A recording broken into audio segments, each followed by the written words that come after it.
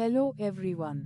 Sri Lanka achieved a remarkable victory over Australia by 8 wickets in their group stage match at the Pallekele International Cricket Stadium on February 17. This win not only secured their place in the Super 8s but also placed Australia, led by Mitch Marsh, on the verge of elimination from the ICC Men's T20 World Cup 2026. Pathum Nissanka played a pivotal role in the match, scoring an unbeaten century off just 52 balls, which allowed Sri Lanka to chase down a challenging target of 182 runs. This chase marked the highest successful run chase for Sri Lanka in T20 World Cup history and was also the highest successful run chase against Australia in T20 World Cups. Nissanka was awarded the player of the match for his outstanding performance, as he became the first player to score a century against Australia in a T20 World Cup match. The previous record for the highest score against Australia in this format was held by Pakistan's Umar Akmal, who scored 94 in 2014.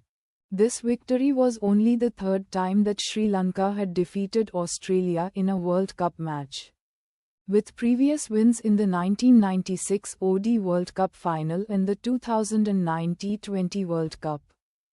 Nissanka's century was the joint second fastest by a Sri Lanka batter in T20 internationals, equaling his own record set against India in Dubai last year. Kusal Perera holds the record for the fastest T20I century by a Sri Lanka, achieved in just 44 balls against New Zealand. Nissanka's unbeaten century was also the second 100 by a Sri Lanka in T20 World Cups, following Mahela Jayawardhane's century against Zimbabwe in 2010.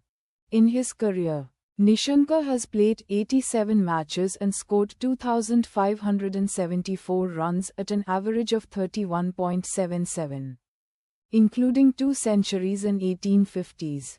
In the match, Sri Lanka won the toss and opted to field first. Australia started strong with a 104-run partnership from returning skipper Mitch Marsh, who scored 54 runs off 27 balls. However, they were ultimately restricted to 181 runs in their 20 overs, with only Josh Inglis and Glenn Maxwell managing to score above 20 runs.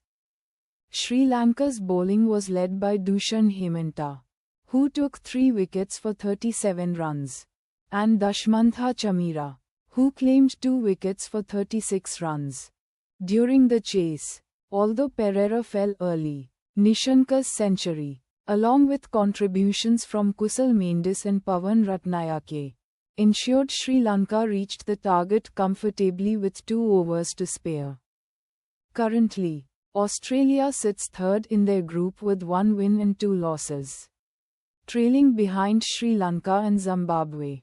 If Zimbabwe wins their upcoming match against Ireland, Australia will be eliminated from the tournament. Thanks for watching JMBDD News.